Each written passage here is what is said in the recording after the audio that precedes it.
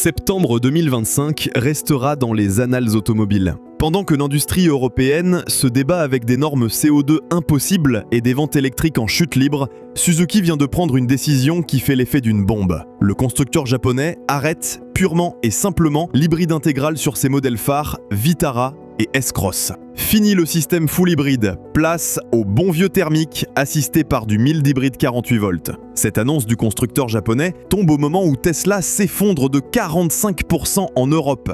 Pendant ce temps, Fisker fait faillite en abandonnant ses clients, et même Porsche fait marche arrière sur l'électrification. Alors, cette décision de Suzuki révèle-t-elle une stratégie rationnelle ou constitue-t-elle un aveu d'échec technologique?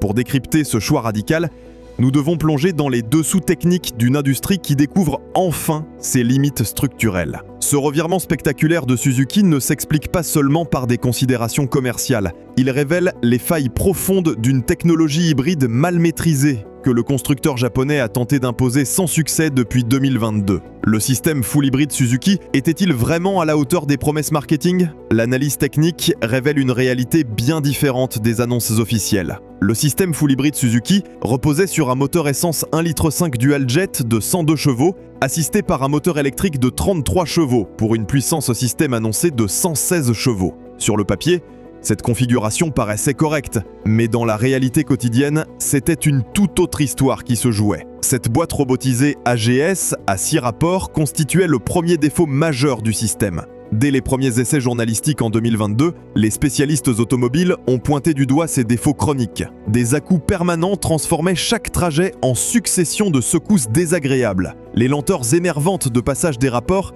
créaient des situations dangereuses lors des dépassements sur route nationale. Le constructeur japonais a voulu développer un système hybride au rabais, avec une batterie lithium-ion de capacité dérisoire et un moteur électrique sous-dimensionné pour les besoins réels. Cette approche budgétaire a créé un système complexe qui n'apportait pas les bénéfices attendus tout en imposant tous les inconvénients de la haute tension électrique. Face à cet échec technologique, Suzuki opte pour exactement ce qu'aurait dû faire tout constructeur automobile sensé depuis le début, le retour aux fondamentaux.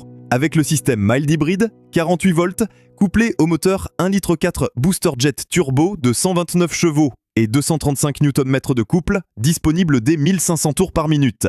Ce choix technique démontre une intelligence industrielle redoutable que peu de constructeurs européens osent encore afficher publiquement. Le moteur 1,4 litre turbo, déjà éprouvé sur des dizaines de milliers de véhicules à travers le monde, offre un agrément de conduite incomparable avec l'ancien système hybride intégral défaillant. Cette nouvelle configuration élimine définitivement les hésitations chroniques de l'AGS et permet l'adoption d'une vraie boîte mécanique 6 vitesses ou d'une boîte automatique traditionnelle qui fonctionne correctement. L'assistance 48 volts apporte les vrais avantages technologiques, sans imposer les inconvénients coûteux de la haute tension. Le système ISG peut récupérer l'énergie au freinage, assister efficacement le moteur thermique dans les reprises et permettre un arrêt-démarrage vraiment efficace.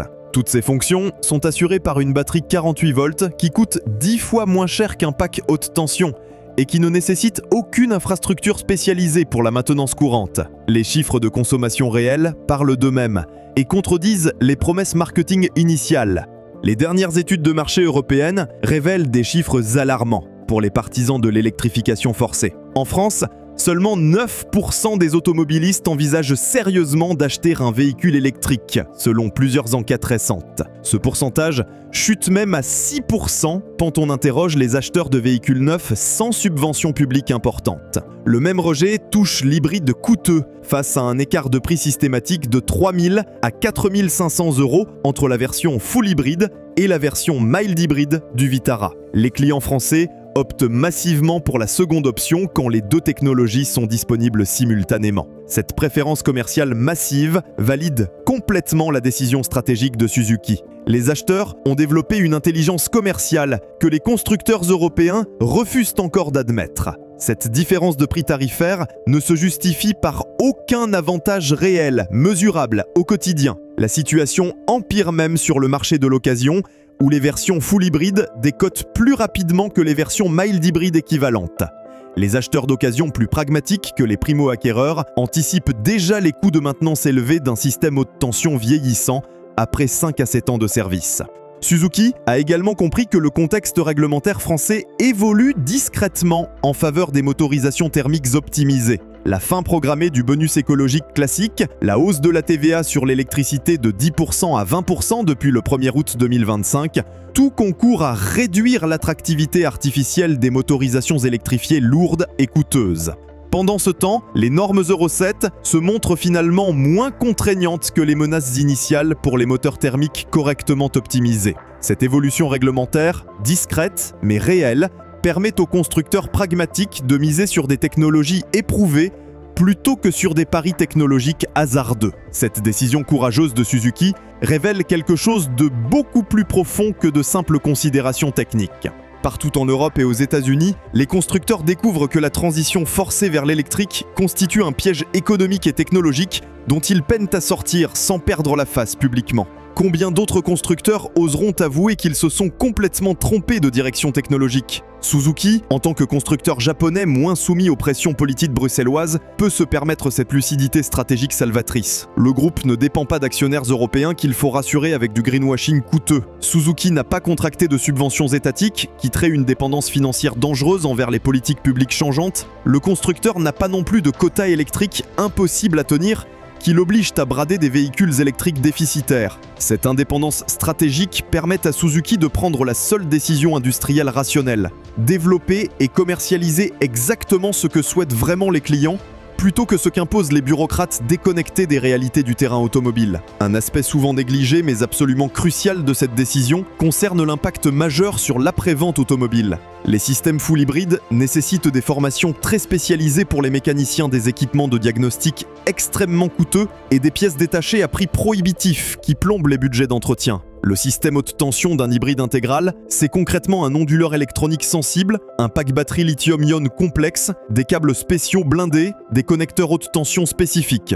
Chaque intervention technique nécessite des précautions particulières de sécurité et en cas de panne majeure, l'immobilisation peut durer des semaines entières, le temps de commander et de recevoir les pièces spécifiques, rarement disponibles en stock local. A l'inverse, le mild hybride 48 volts utilise des composants technologiques très proches de l'automobile traditionnelle moderne.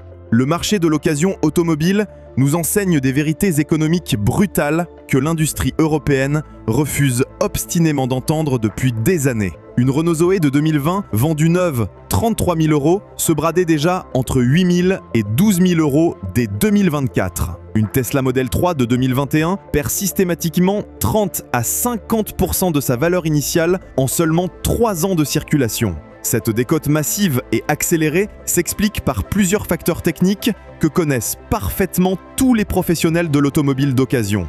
L'évolution technologique trop rapide rend une batterie de 2020 déjà complètement obsolète en 2025. Les acheteurs potentiels développent une crainte légitime de la dégradation électrochimique et redoutent de devoir changer un pack batterie à 15 000 € après la garantie constructeur. L'incertitude grandissante sur la disponibilité future des pièces détachées spécifiques aggrave cette décote quand le constructeur change brutalement de technologie ou pire, disparaît complètement comme on l'a vu récemment avec Fisker. Des milliers d'automobilistes se retrouvent aujourd'hui avec des véhicules orphelins, sans pièces détachées disponibles, mi-service après-vente fonctionnel. Les véhicules mild hybrides conservent eux une décote parfaitement normale et prévisible. Le moteur thermique reste le composant principal et la plus grosse partie de la valeur résiduelle. La partie électrification légère reste simple et peu coûteuse à remplacer si nécessaire. La technologie évolue lentement et reste rétrocompatible. Pour tout acheteur rationnel qui réfléchit au coût total de possession, le choix devient évident et massif. La décision stratégique de Suzuki met brutalement en lumière l'échec patent des politiques automobiles européennes imposées depuis 15 ans. Cette manipulation artificielle du marché automobile commence à produire ses effets pervers structurels. Les constructeurs européens, contraints de développer des technologies coûteuses pour respecter des normes changeantes et arbitraires, perdent mécaniquement en compétitivité. Cette perte se fait face aux constructeurs chinois, qui maîtrisent déjà parfaitement la production de masse des véhicules électriques simples, et face aux constructeurs japonais, qui gardent intelligemment leur liberté technologique et stratégique. Suzuki incarne parfaitement cette approche japonaise traditionnelle de l'automobile. Le pragmatisme technologique rigoureux reste entièrement au service de l'utilisateur final, plutôt qu'au service de la communication politique.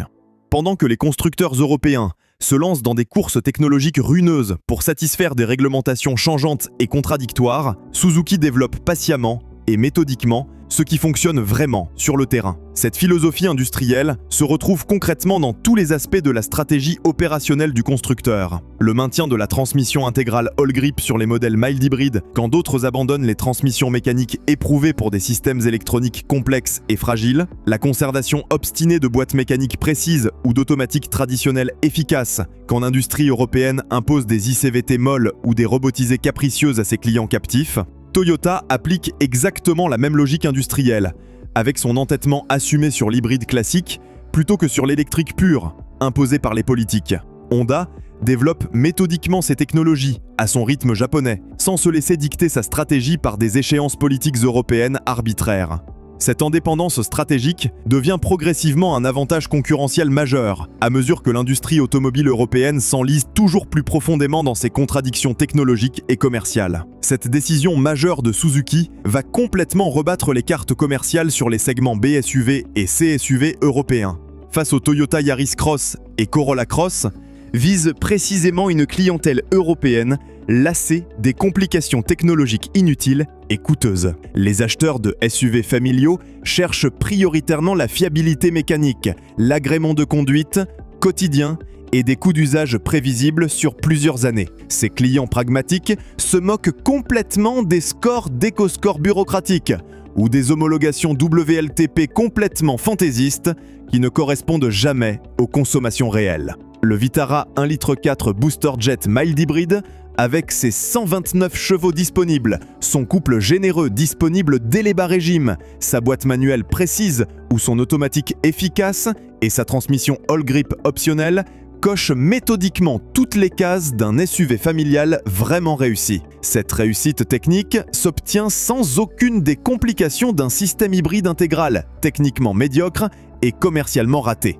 L'absence volontaire de gadgets connectés superflus, d'écrans tactiles géants envahissants ou de systèmes d'aide à la conduite paternaliste peut même devenir un argument de vente décisif pour une clientèle européenne lassée des iPads sur roues qu'impose systématiquement l'industrie automobile européenne contemporaine. Cette décision japonaise courageuse met crûment en évidence la fragilité structurelle de la stratégie automobile européenne. Pendant que nos constructeurs continentaux s'épuisent financièrement à développer des technologies qu'ils ne maîtrisent pas, destinées à des marchés qui n'en veulent pas, les concurrents asiatiques gardent intelligemment leur liberté de manœuvre stratégique et technologique. Suzuki peut se permettre d'abandonner sereinement l'hybride intégral, parce que le groupe japonais n'a jamais investi des milliards d'euros dans des usines de batteries structurellement déficitaires comme Northvolt, maintenant officiellement en faillite, après avoir englouti 15 milliards de dollars de subventions publiques européennes. Suzuki n'a jamais promis une gamme 100% électrique pour 2030, comme Volvo, qui fait déjà péniblement marche arrière sur ses engagements médiatiques. Suzuki n'est surtout pas soumis aux objectifs CO2 européens aberrants.